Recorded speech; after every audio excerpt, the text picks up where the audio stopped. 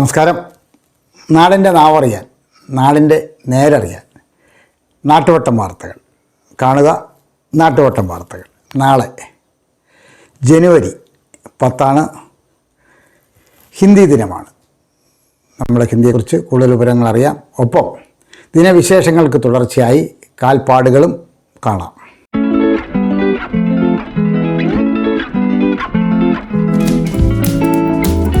നാളെ ജനുവരി 10 ലോക ഹിന്ദി ദിനമാണ്. വിഖ്യാത ഫ്രഞ്ച് ഗണിതശാസ്ത്രജ്ഞൻ അഡ്രിൻ മേരി ലെജൻഡർ ചരമദിനം. ആദ്യ കേന്ദ്രമന്ത്രിസഭയിലെ മലയാളി സാന്നിധ്യം ഡോക്ടർ ജോൺ മത്തായി ജന്മദിനം. ഈജിപ്റ്റ് രാജ്ഞിയായിരുന്ന ക്ലിയോപാട്രയുടെ ശവകുടീരം ഭൂഗർഭ ഗവേഷകർ കണ്ടെത്തി. 1890 ഈ കണ്ടെത്തൽ. സ്വാതന്ത്ര്യസമര സേനാനിയും കമ്മ്യൂണിസ്റ്റ് നേതാവും സാഹിത്യകാരനുമായിരുന്ന പുതുപ്പള്ള രാഘവൻ ജന്മദിനം. സാഹിത്യകാരൻ ഒളപ്പമണ്ണ സുബ്രഹ്മണ്യൻ നമ്പൂതിരിപ്പാട് ജന്മദിനം. ഡോക്ടർ മദൻ ഖദാരിയയുടെ നേതൃത്വത്തിൽ മുംബൈയിൽ ആദ്യമായി ചിരുദിനം ആചരിച്ചു. 1998 ഈ ആചരണം. എവറസ്റ്റ് ആദ്യമായി കീഴടക്കിയ ന്യൂസിലൻഡുകാരനായ എഡ്മണ്ട് ഹിലാരി ചരമദിനം. 2008 ഇത്. ലോകത്തിലെ ഏറ്റവും വില കുറഞ്ഞ കാറായ ടാറ്റയുടെ നാനോ പുറത്തിറങ്ങി. 2008 ഇത്. ഹിന്ദി ഇന്ത്യയുടെ മാതൃഭാഷയായി കണക്കാക്കപ്പെടുന്നു. രാജ്യത്തുടനീളം ഏറ്റവും വ്യാപകമായി സംസാരിക്കുന്ന ഭാഷയാണ് ഹിന്ദി. സിന്ധു നദിയുടെ നാട് എന്നർത്ഥം വരുന്ന ഹിന്ദ് എന്ന പേർഷ്യൻ പദത്തിൽ നിന്നാണ് ഹിന്ദി എന്ന വാക്ക് ഉത്ഭവിച്ചത്. ഇന്ത്യയെ കൂടാതെ Nepal, Guyana, Trinidad and Tobago, Suriname, Fiji, Mauritius എന്നിവിടങ്ങളിലും ഹിന്ദി ഭാഷ സംസാരിക്കുന്നു. അതിനാൽ ലോകമെമ്പാടും ഹിന്ദി ഭാഷയെ പ്രോത്സാഹിപ്പിക്കുന്നതിനായി എല്ലാ വർഷവും ലോക ഹിന്ദി ദിനം ആഘോഷിക്കുന്നു. 1975 ജനുവരി 10 നാഗ്പൂരിൽ നടന്ന പ്രഥമ ലോക ഹിന്ദി സമ്മേളനത്തിന്റെ വാർഷികത്തെ അനുസ്മരിപ്പിക്കുന്നതാണ് വിശ്വ ഹിന്ദി ദിവസ്. അന്നത്തെ പ്രധാനമന്ത്രി ഇന്ദിരാഗാന്ധി നാഗ്പൂരിൽ സമ്മേളനം ഉദ്ഘാടനം ചെയ്തു. 2006 മുൻ പ്രധാനമന്ത്രി ഡോക്ടർ മൻമോഹൻ സിംഗാണ് ലോക ഹിന്ദി ദിനം ആദ്യമായി ആഘോഷിച്ചത്. ലോകമെമ്പാടും ഹിന്ദി ഭാഷയെ പ്രോത്സാഹിപ്പിക്കുക എന്നതായിരുന്നു സമ്മേളനത്തിന്റെ ലക്ഷ്യം.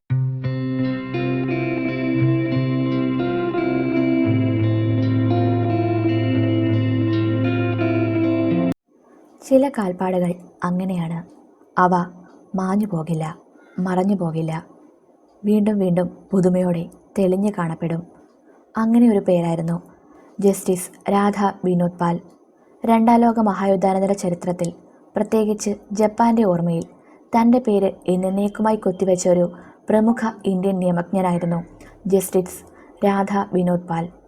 1952 മുതൽ 1966 വരെ ഐക്യരാഷ്ട്രസഭയുടെ ഇന്റർനാഷണൽ ലോ കമ്മീഷൻ അംഗമായിരുന്ന അദ്ദേഹം international military tribunal for the ഈസ്റ്റിലേക്ക് നിയമിക്കപ്പെട്ട 3 ഏഷ്യൻ ജഡ്ജിമാരിൽ ഒരാളായിരുന്നു. 1886 ബ്രിട്ടീഷ് സാമ്രാജ്യത്വത്തിൻ്റെ ഉച്ചസമയത്താണ് പാൽ ജനിച്ചത്. അദ്ദേഹത്തിൻ്റെ ജന്മസ്ഥലം ബ്രിട്ടീഷ് ഇന്ത്യയിലെ പഴയ ബംഗാളിലെ ഒരു വിദൂര ഗ്രാമമായിരുന്നു.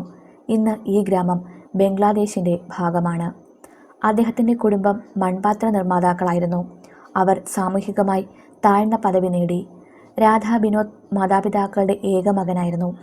അസ്ഥിരമായ കുടുംബജീവിതവും സാമ്പത്തിക ബുദ്ധിമുട്ടുകളും നിറഞ്ഞതായിരുന്നു പാലിൻ്റെ ആദ്യ വർഷങ്ങൾ. അവൻ്റെ അച്ഛൻ ഈ ലോകം ഉപേക്ഷിച്ച് കുടുംബത്തെ ഉപേക്ഷിച്ചു. അവരുടെ നിലനിൽപ്പിനായി സംരക്ഷിക്കാൻ അമ്മയ്ക്ക് വിട്ടുകൊടുത്തു. വളരെ പരമ്പരാഗതമായ അമ്മയുമായുള്ള ആദ്യകാല തീവ്രമായ ബന്ധം പാലിൻ്റെ വൈകാരികവും ഭൗതികമായ ജീവിതത്തിൻ്റെ ഭൂരിഭാഗവും നിർവചിച്ചു. ഇന്ത്യൻ പൊളിറ്റിക്കൽ സൈക്കോളജിസ്റ്റും സോഷ്യൽ സൈദ്ധാന്തികനുമായ ആഷിഖ് നന്ദി പറയുന്നു, തൻ്റെ ജീവിതത്തിലുടനീളം രാധാ വിനോദ് പാൽ ധാർമ്മികത, തൊഴിൽ, പാരമ്പര്യങ്ങൾ എന്നിവ തമ്മിലുള്ള പരസ്പര ബന്ധങ്ങളോട് മൂർച്ചയുള്ള സംവേദനക്ഷമത നിലനിർത്തി. തൻ്റെ അമ്മ തന്നെയും സഹോദരിമാരെയും വളർത്തിയ ബുദ്ധിമുട്ടുകളെക്കുറിച്ച് അദ്ദേഹം ബോധവാനായിരുന്നു. വളരെയധികം ശാരീരിക സമ്മർദ്ദവും വ്യക്തിപരമായ ത്യാഗവും സഹിച്ച് അവൾ അതിജീവിച്ചപ്പോൾ അദ്ദേഹത്തിന് ധാർമ്മിക നിയമസാധുത അന്തിമാധികാരവും ഉറവിടവുമായി മാറി. 1948 നവംബർ 4 മുതൽ 12 വരെ 1218 പേജുള്ള വിധിന്യായത്തിലൂടെയാണ് IMDFE വിധി പ്രസ്താവിച്ചത്. നൂറംബർഗ് വിചാരണകളിൽ നിന്ന് വ്യത്യസ്തമായി ടോക്കിയോ ട്രൈബ്യൂണലിൻ്റെ വിധി ഏകകണ്ഠമായിരുന്നില്ല. ജസ്റ്റിസ് രാധാ വിനോദ് പാൽ ഭൂരിപക്ഷ വിധിയോട് വിയോജിക്കുകയും പ്രത്യേക വിയോജിപ്പ് അഭിപ്രായം എഴുതുകയും അത്തരം വിയോജിപ്പിനുള്ള ഓരോ കാരണങ്ങളും വിശദീകരിച്ച് ഒരു പ്രസ്താവന ഫയൽ ചെയ്യുകയും നീതി നടപ്പിലാക്കുന്നതിനുള്ള സംയുക്ത സ്ഥിരീകരണത്തിൽ ഒപ്പിടാൻ വിസമ്മതിക്കുകയും ചെയ്തു. കുറ്റകൃത്യം, അധികാരം, നീതി, യുദ്ധം, അധിനിവേശം, സാമ്രാജ്യത്വം എന്നിവയെക്കുറിച്ചുള്ള പാലിൻ്റെ വിയോജിപ്പിൽ ഉന്നയിച്ച നിരവധി പ്രത്യേക ചോദ്യങ്ങൾ യുദ്ധത്തെയും യുദ്ധകുറ്റങ്ങളെയും കുറിച്ചുള്ള പഠനത്തിൽ പ്രധാനമായി തുടരുന്നു. എന്നിരുന്നാലും ചോദ്യങ്ങൾക്കപ്പുറം പാലിൻ്റെ ജീവിതത്തിൻ്റെ സഞ്ചാരപഥം, അദ്ദേഹത്തിൻ്റെ മതിപ്പുകൾ, രണ്ടാം ലോക മഹായുദ്ധത്തിൻ്റെ അവസാനത്തിൽ ജപ്പാൻ്റെ വിധിയെക്കുറിച്ചുള്ള പ്രശസ്തമായ ശ്രമം എന്നിവ ജപ്പാൻ്റെ യുദ്ധാനന്തര ചരിത്രത്തെക്കുറിച്ചുള്ള പഠനത്തിലെ സുപ്രധാന നാഴികക്കല്ലുകളായി ഇപ്പോഴും തുടരുന്നു. 1886 ജനുവരി 27 ജനിച്ച അദ്ദേഹം മറ്റൊരു 1967 ജനുവരി 10 നമ്മെ വിട്ടുപിരിഞ്ഞു. പക്ഷേ ആ കാൽപ്പാടുകൾ ഇന്നും ഇവിടെ അവശേഷിക്കുന്നു.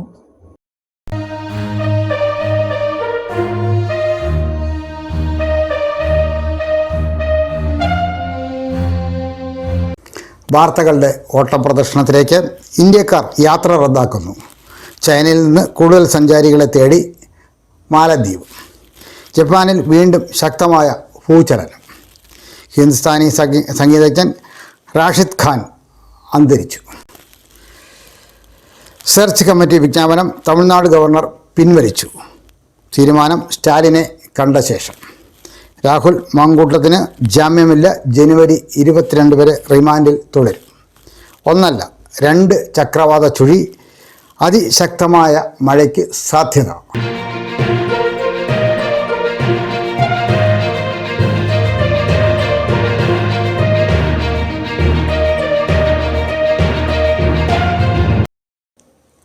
അയൽപ്പക്ക വാർത്തകളിലേക്ക്. ഗ്യാസ് ഗോഡൌണിൽ തീപിടുത്തം. സിലിണ്ടറുകൾ പൊട്ടിത്തെറിച്ചു. രാഹുൽ മാങ്കൂട്ടത്തിൻ്റെ അറസ്റ്റ്.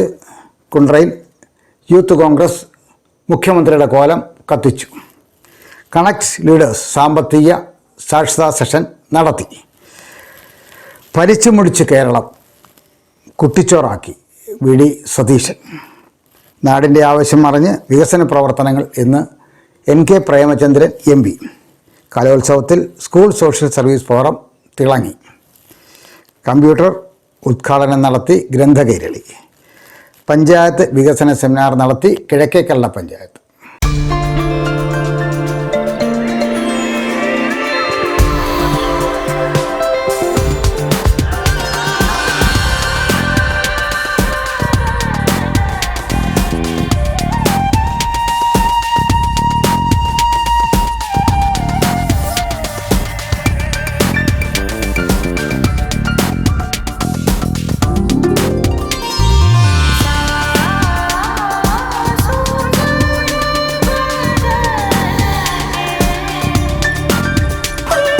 ഓരോ സുന്ദര നിമിഷവും അമൂല്യമാക്കുന്നു.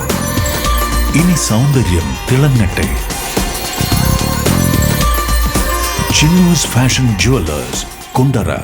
വിളംബരത്തിന്റെ നാട്ടിൽ വിശ്വസ്തതയുടെ നാമം.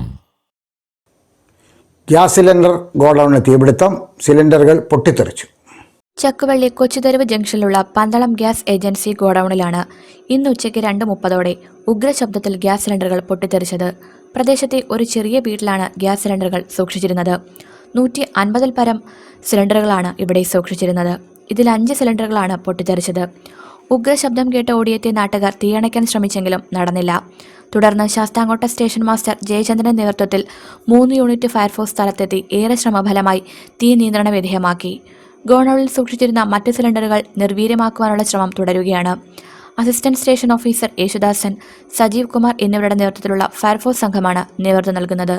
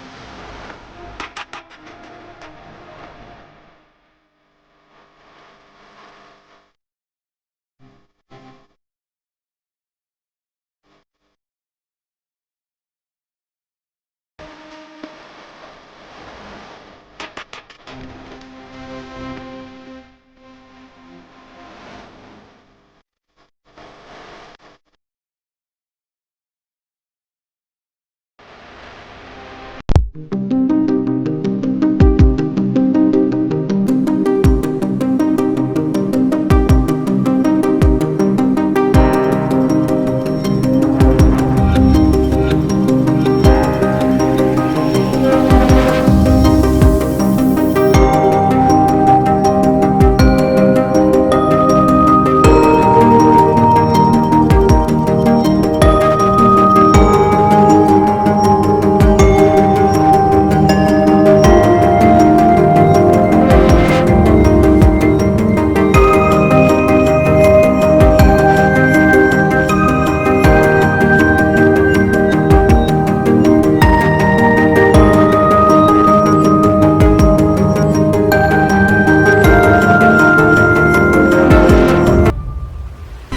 റെസ്റ്റോറന്റ്, കുറ്റിയിൽ ജംഗ്ഷൻ, മാമൂട്, കേരളപുരം. ഞങ്ങളുടെ സഹോദര സ്ഥാപനം കുറ്റിയിൽ ഈവന്റ് മാനേജ്മെന്റ്. ഹോം ഡെലിവറിക്കായി വിളിക്കൂ 9809512541 9446107567 9567288311 8943326520.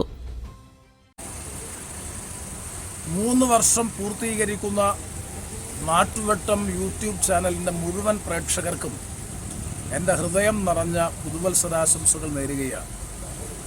കുണ്ട്രയിലും പരിസര പ്രദേശത്തുമുള്ള പ്രാദേശിക വാർത്തകൾ, വിശേഷങ്ങൾ, സംരംഭങ്ങൾ, സംഭവങ്ങൾ എല്ലാം തത്സമയം ജനങ്ങളിലെത്തിക്കുന്ന, ഈ പ്രദേശത്തിൻ്റെ പൊതു വളർച്ചയ്ക്കും നന്മയ്ക്കും വേണ്ടി സമർപ്പിത മനോഭാവത്തോടുകൂടി പ്രവർത്തിക്കുന്ന ഓൺലൈൻ മാധ്യമമായിട്ടുള്ള നാട്ടുവട്ടത്തിൻ്റെ മുഴുവൻ പ്രേക്ഷകരെയും ഒരു നല്ല വർഷം 2024 നല്ല വർഷം ആശംസിക്കുന്നു. എല്ലാവർക്കും നന്മകൾ നേരുന്നു. നന്ദി, നമസ്കാരം. രാഹുൽ മാങ്കൂട്ടത്തിൻ്റെ അറസ്റ്റ്, കുണ്ട്രയിലും പ്രതിഷേധ പ്രകടനവും കോലം കത്തിക്കലും.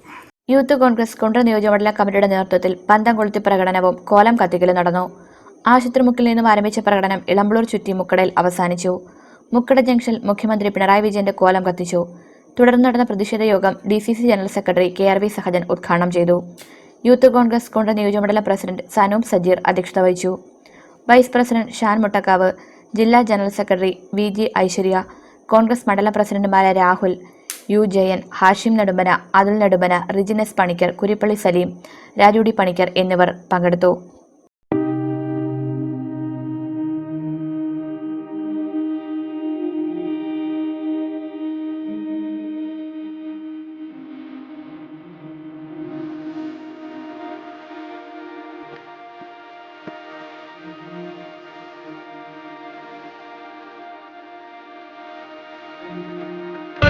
ഈ യോഗത്തിന് സ്വാഗതം ആശംസിക്കുന്നതിന് വേണ്ടിയിട്ട് കോൺഗ്രസിന്റെ കുണ്ട്ര നിയോജകമണ്ഡലത്തിന്റെ ഉപാധ്യക്ഷൻ പ്രിയപ്പെട്ട ഷാൻ മുട്ടക്കാവിനെ ആദ്യമായി സ്വാഗതം ചെയ്യുന്നു.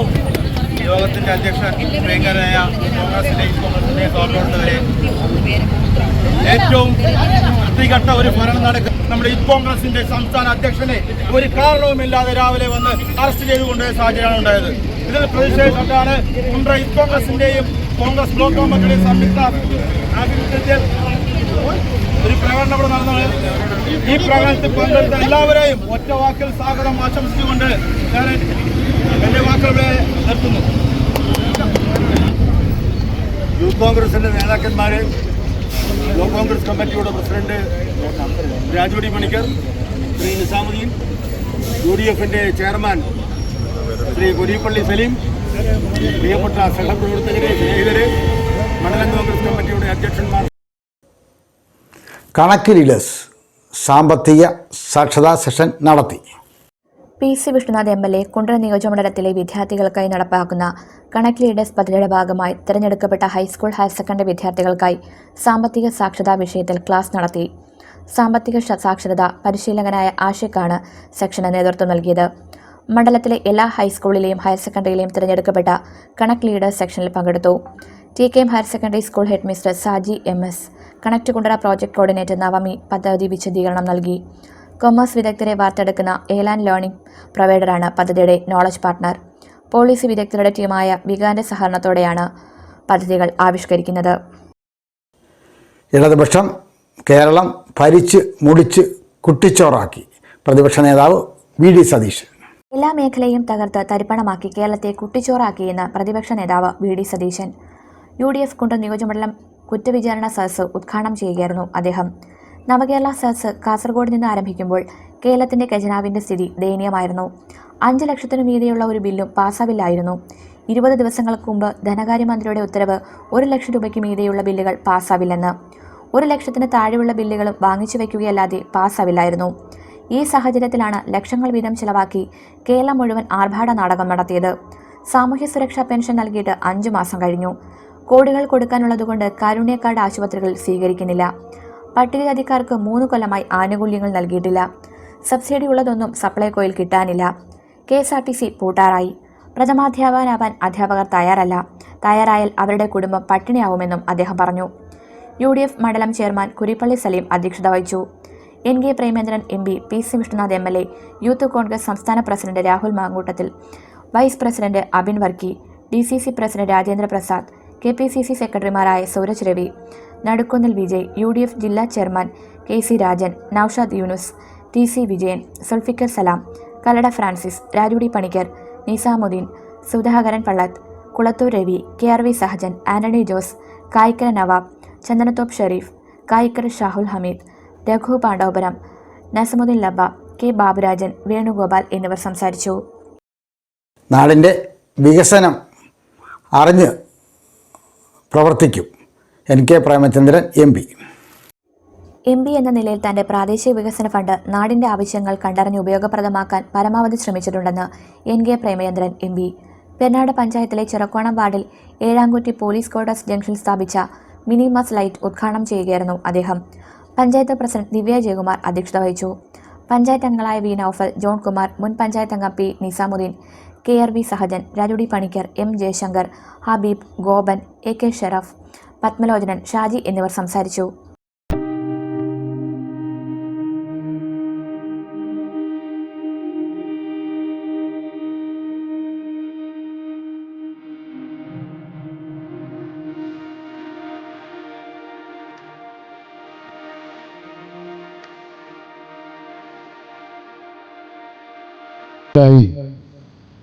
നിരവധി കടകമ്പോളങ്ങളും സ്ഥാപനങ്ങളും ഒക്കെ നിലനിൽക്കുന്ന ഒരു പ്രധാനപ്പെട്ട ജംഗ്ഷനായി വികസിച്ചുകൊണ്ടിരിക്കുന്ന ഈ പ്രദേശത്ത് ഇത് പൂർത്തീകരിക്കുന്നതിന് പരിശ്രമിച്ച ബന്ധപ്പെട്ട എല്ലാവരെയും ഞാൻ ഈ അവസരത്തിൽ ഹാർദമായ അഭിനന്ദനങ്ങൾ, അനുമോദനങ്ങൾ ഈ അവസരത്തിൽ അറിയിക്കുകയാണ്.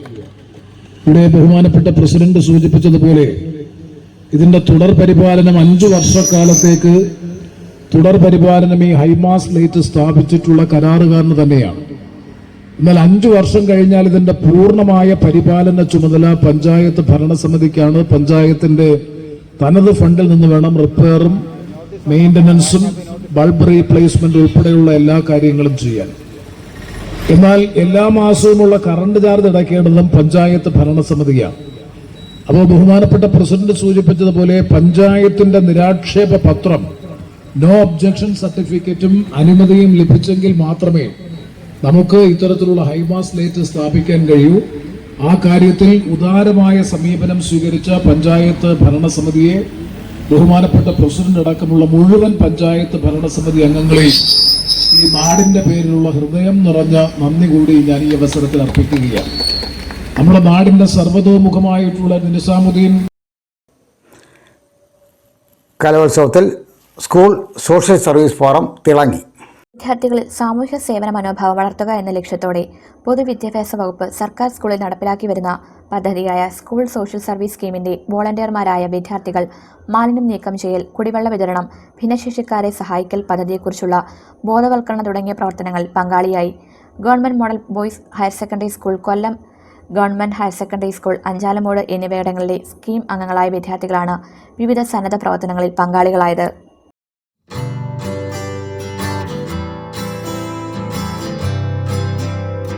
പറയുക, കാര്യമില്ലാതെ സംസാരിക്കുക, നിന്നെക്കൊണ്ട് വിടുവ പറയാനല്ലാതെ കാര്യം നടത്താൻ ഒട്ടും കൊള്ളില്ല. തേനൊരു സിദ്ധ ഔഷധമാണ്. ചെറുതേനും വൻതേനുമുണ്ട്. നമ്മുടെ ആരോഗ്യത്തിന് വളരെ പ്രധാനപ്പെട്ട ഒരു ഔഷധമാണ് തേൻ. തേൻ നമുക്ക് കൃത്രിമമായി ഉണ്ടാക്കാൻ കഴിയത്തില്ല. പക്ഷേ തേനിൽ മായം ചേർത്ത് നമുക്ക് തരാറുണ്ട്. പക്ഷേ ശുദ്ധമായ തേൻ തേനീച്ചകളാണ് നിർമ്മിക്കുന്നത്. തേനീച്ചകൾ എങ്ങനെയാണ് തേനുണ്ടാക്കുന്നത്? അതിനൊരു ശാസ്ത്രമുണ്ട്. ആ ശാസ്ത്രം നമുക്കൊന്ന് മനസ്സിലാക്കാം.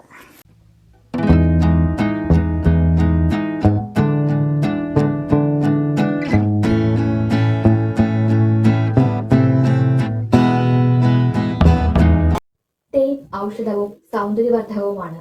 തേൻ ആബാലവൃദ്ധം ജനങ്ങൾക്കും ഇഷ്ടവുമാണ്. വിലയിലും കേമനാണ് തേൻ. തേനീച്ചകൾ ഇല്ലെങ്കിൽ തേൻ മാത്രമല്ല, ജീവജാലങ്ങൾ തന്നെ ഉണ്ടാകില്ല. തേനീച്ച തേൻ ഉണ്ടാക്കുന്നത് എന്തുകൊണ്ടാണെന്ന് അറിയാമോ? ഇന്ന് നമുക്ക് അതൊന്ന് പരിശോധിച്ചാലോ. തേനീച്ചകളുടെയും അവയുടെ മുട്ടകളിൽ നിന്നും വിരിയുന്ന ലാർവകളുടെയും മുഖ്യ ആഹാരം തേനാണ്. പൂവിലുള്ള തേനും തേനീച്ചകളുടെ കൂട്ടലിലുള്ള തേനും വ്യത്യസ്തമാണ്. തേനീച്ച പൂവിൽ നിന്ന് തേനുണ്ട് കഴിഞ്ഞാൽ ആ തേൻ നേരെ ചെല്ലുന്നത് അതിന്റെ വയറ്റിലെ 2 അറകളിൽ ആദ്യത്തേതിലേക്കാണ്. ഒരു ചെറിയ വാൽവിന്റെ പ്രവർത്തനം മൂലം ഈ തേൻ രണ്ടാമത്തെ അറയിലേക്ക് കടക്കുന്നില്ല. പൂവിൽ നിന്നും ശേഖരിച്ച തേനും കൊണ്ട് കൂട്ടിലെത്തുന്ന തേനീച്ച ഈ തേൻ സമ്പാദ്യം കൂട്ടിലുള്ള ചില പ്രത്യേക തേനീച്ചകൾക്ക് നൽകുന്നു. അവ അന്യോന്യം ഇത് കൈമാറുന്നു. ഈ പ്രക്രിയകൾക്കിടയിൽ അതിൽ ചില ജൈവസ്രവങ്ങൾ അല്ലെങ്കിൽ എൻസൈമുകൾ അലിഞ്ഞു ചേരും.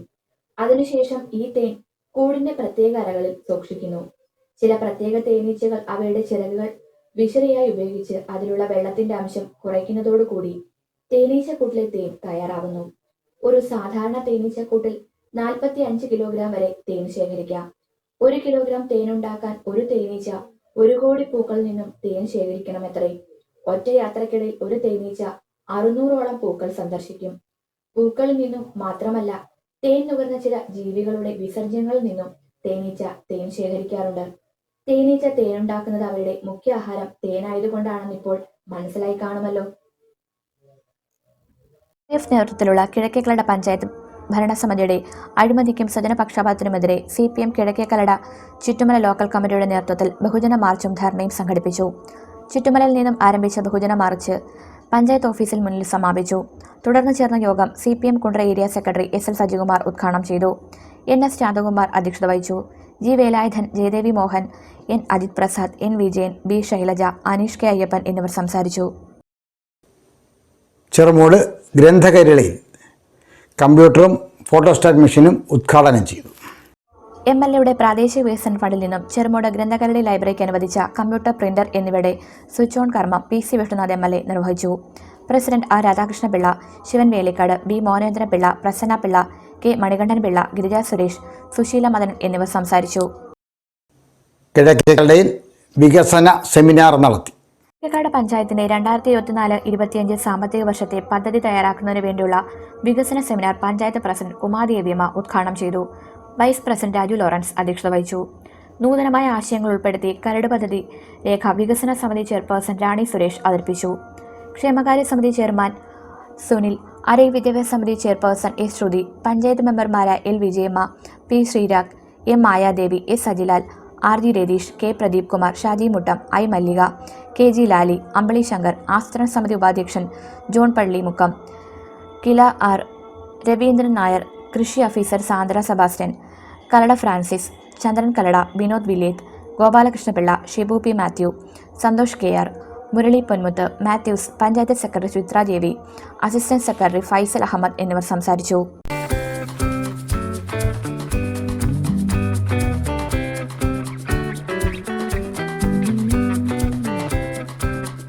പൂവാങ്കുറുനിലയ്ക്ക് പടിപ്പുര പൊന്ന്.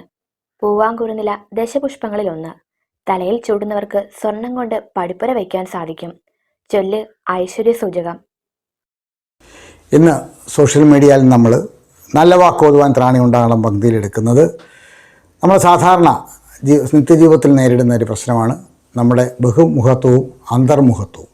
ചിലർ വളരെ എക്സ്പോസ്ഡ് ആയിരിക്കും, എല്ലാ കാര്യത്തിലും വളരെയേറെ ചടുലമായി പെരുമാറും, ചടുലമായ പ്രകടനങ്ങൾ നടത്തും, ചടുലമായ പ്രദർശനങ്ങൾ നടത്തും. പക്ഷെ ചിലരങ്ങനല്ല, വളരെ ശാന്തർ, അധോമുഖരുമായിരിക്കും, മനസ്സിലേക്ക് പോകുന്നവരുമായിരിക്കും. എന്തുകൊണ്ടാണ് ഇങ്ങനെയുള്ളവരൊക്കെ ഉണ്ടാകുന്നത്? അതിൻ്റെ നന്മയും തിന്മയും നമ്മളോട് സംവദിക്കുന്ന ഒരു കുറിപ്പ് സോഷ്യൽ മീഡിയയിൽ നിന്നെടുക്കുന്നു. നമുക്ക് അതിൽ നിന്ന് പരിശോധിക്കാം.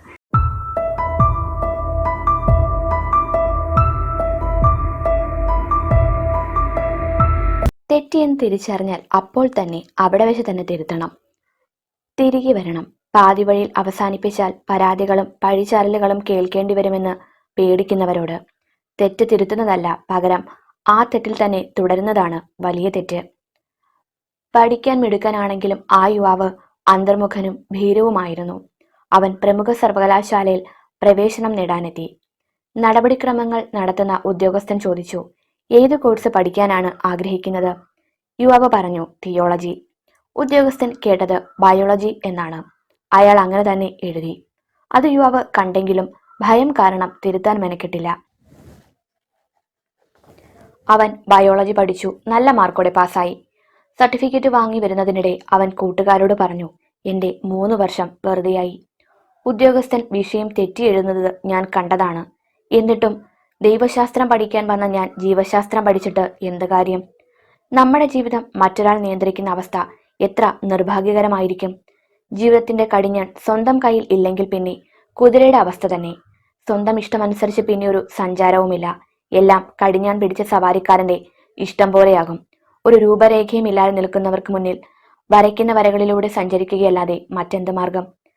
പ്രകടിപ്പിക്കേണ്ട പക്വതയും ആർജവവും ഇല്ലാതെ വന്നാൽ വഴിപോക്കരെല്ലാം നമ്മുടെ ജീവിതത്തിന്റെ വിധികർത്താക്കളാകും. നിശ്ചയദാർഢ്യം ഇല്ലാത്തവർ എല്ലാം ആരെങ്കിലുമൊക്കെ പറയുന്ന ഏതെങ്കിലുമൊക്കെ വഴികളിലൂടെ സഞ്ചരിക്കും.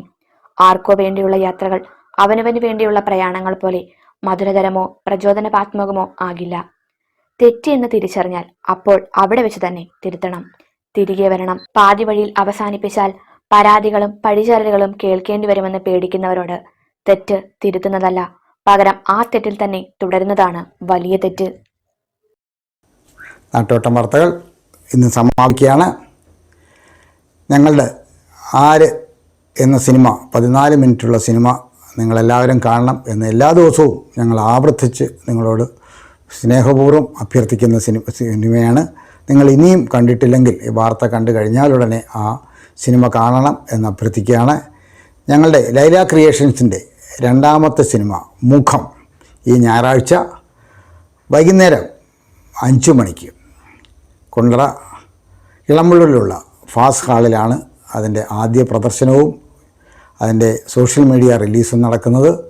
നിങ്ങൾക്ക് ആ സമയം തന്നെ യൂട്യൂബിലും അത് കാണാവുന്നതാണ്. എങ്കിലും നമ്മുടെ സുഹൃത്തുക്കളും നമ്മുടെ നാട്ടുവട്ടത്തിൻ്റെ കാഴ്ചക്കാരുമായ മുഴുവൻ പേരും ആ പരിപാടിയിലേക്ക് എത്തിച്ചേരണം എന്ന് അഭ്യർത്ഥിക്കുകയാണ്.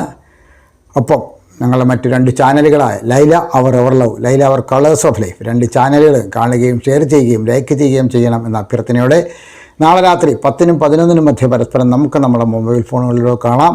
അതുവരേക്കും നമസ്കാരം പറയുന്നതിന് മുമ്പ് കഴിഞ്ഞ 5 ദിവസമായി നമ്മളെ വാർത്തയുണ്ടായിരുന്നില്ല. അതിൻ്റെ പ്രധാനപ്പെട്ട പ്രശ്നം നമ്മുടെ സംസ്ഥാന കലോത്സവം നമ്മുടെ ഒരു വീക്ക്നെസ്സായിപ്പോയി. കലോത്സവ വേദിയിലായതിനാൽ 12 മണിക്കൊക്കെയാണ് തിരിച്ചെത്തുന്നത്. നമുക്ക് വളരെ വേദനയോടുകൂടി നമുക്ക് അതിൻ്റെ ഒരു മുടക്കമുണ്ടായി. സാദരം നിങ്ങൾ ക്ഷമിക്കണം എന്ന അഭ്യർത്ഥനയോടെ നാളെ രാത്രി 10-നും 11-നും മധ്യ പരസ്പരം നമുക്ക് നമ്മുടെ മൊബൈൽ ഫോണുകളിലൂടെ കാണാം. അതുവരെ നാട്ടുവട്ടം ടീമിൻ്റെ സ്നേഹം, ആദരം.